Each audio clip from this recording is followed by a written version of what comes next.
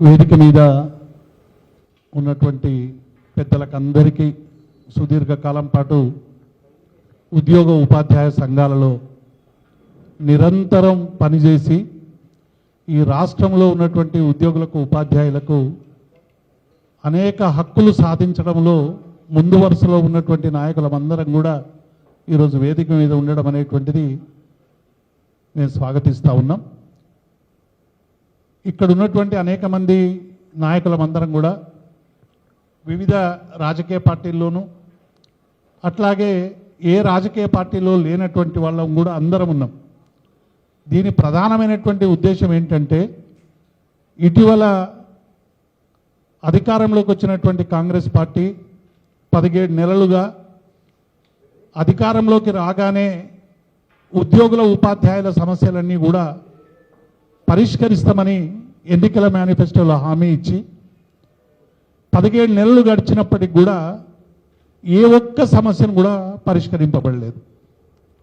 సమస్యలు పరిష్కరించలేదు కనుక ఉద్యోగ సంఘాలు జేఏసీలుగా ఏర్పడి అట్లాగే వివిధ ఉపాధ్యాయ ఉద్యోగ సంఘాలన్నీ కూడా తమ సమస్యలు పరిష్కరించండి ప్రభుత్వానికి వివిధ దశల్లో అనేక మార్గాల ద్వారా అనేక సమావేశాల ద్వారా ప్రభుత్వం ముందు అనేక డిమాండ్లు ఉంచినాయి.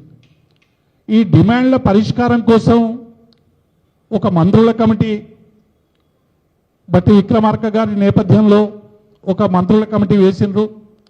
కానీ 7 నెలలుగా 8 నెలలుగా మంత్రివర్గ కమిటీ ఉద్యోగ సంఘాలని ఆహ్వానించలేదు, సమస్యల పరిష్కారం కోసం ముందడుగు పడలేదు.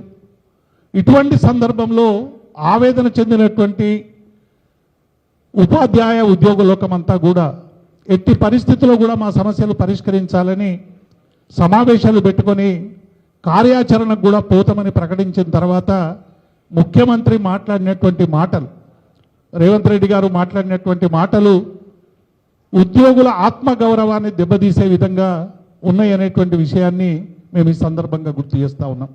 మేము అనేక మంది ముఖ్యమంత్రుల్ని అనేక పిఆర్సీ కమిటీలని ప్రాతినిధ్యాలు వహించి అనేక సమస్యల పరిష్కారం కోసం ముఖ్యమంత్రుల దగ్గర చర్చల్లో పాల్గొన్నటువంటి వాళ్ళం, ఉమ్మడి రాష్ట్రంలోనూ ఆ తర్వాత తెలంగాణలోనూ కూడా.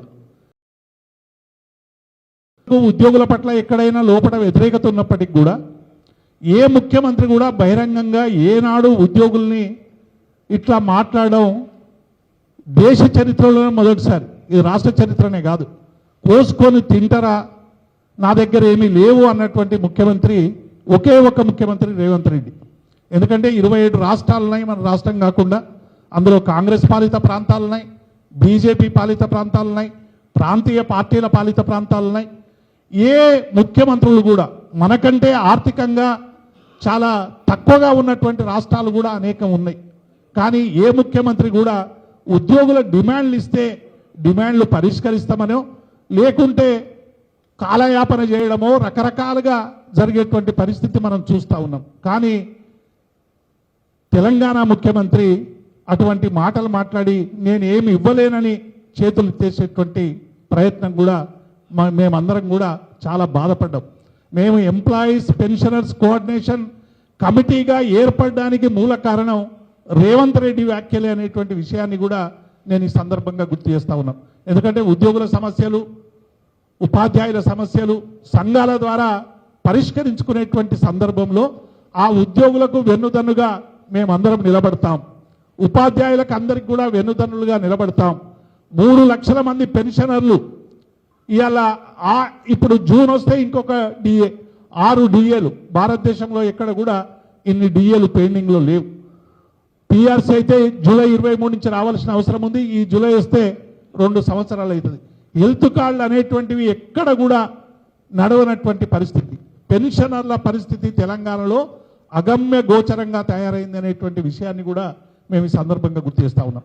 కాబట్టి ఇటువంటి సందర్భంలో ప్రభుత్వం మాట్లాడినటువంటి మాటలకి మేము తీవ్రంగా నిరసిస్తూ ఉన్నాం.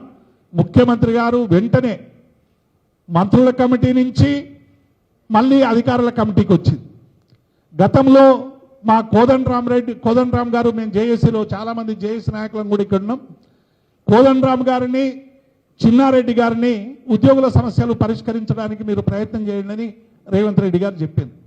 మరి కోదండరామ్ గారికి, చిన్నారెడ్డి గారికి అనేక మంది అనేక రిప్రజెంటేషన్లు కూడా ఇచ్చారు.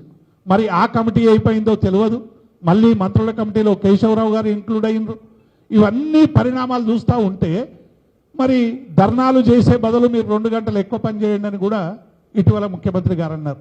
మేము ఏమంటున్నామంటే ఆవేదన చెందినటువంటి ఉద్యోగులు కానీ ఒక ప్రజాస్వామ్యబద్ధంగా, రాజ్యాంగబద్ధంగా ధర్నా చేసే హక్కు కానీ, సమ్మె చేసే హక్కు కానీ, నిరసన తెలిపే హక్కు కానీ ఉంటుందనేటువంటి విషయం కాంగ్రెస్కు తెలియంది కాదు. ఇటీవల సోనియా గాంధీ మీద మరి ఈడీ కేసులు పెట్టినప్పుడు కాంగ్రెస్ నాయకులందరూ కూడా పిసిసి అధ్యక్షులతో సహా మంత్రులందరూ సహా రోడ్డు మీదకి వచ్చి ధర్నా చేసినటువంటి సందర్భాన్ని కూడా చూసినాం. ధర్నా కాంగ్రెస్ పార్టీ చేయొచ్చు, సమస్యలు వస్తాయి, కానీ ఉద్యోగులు మాత్రం 2 గంటలు పనిచేయాలని చెప్తా ఉన్నారు. ఇది ఏ ద్వంద్వ వైఖరి అనేటువంటి విషయాన్ని మేము ఈ సందర్భంగా గుర్తు చేస్తూ ఈ ప్రభుత్వాన్ని ఈ డిమాండ్లన్నీ కూడా ఏవైతే ఫైనాన్షియల్ డిమాండ్స్ మేము నాంచివేత చేస్తాం, పెన్షనర్లకు ఇప్పుడు డిఏ ఇవ్వకున్నా పర్వాలేదు, ఏది ఇవ్వకున్నా పర్వాలేదు, నాన్ ఫైనాన్షియల్ మాత్రమే ముందు పెట్టండి అనేటువంటి వ్యాఖ్యలు కూడా సరైనవి కావనేటువంటి విషయాన్ని మేము ఈ సందర్భంగా గుర్తు చేస్తూ ఈ ప్రెస్ మీట్లో పాల్గొంటున్నటువంటి మిత్రులకు అందరికీ కూడా పేరు పేరున మరొకసారి స్వాగతం, కృతజ్ఞతలు తెలియజేస్తూ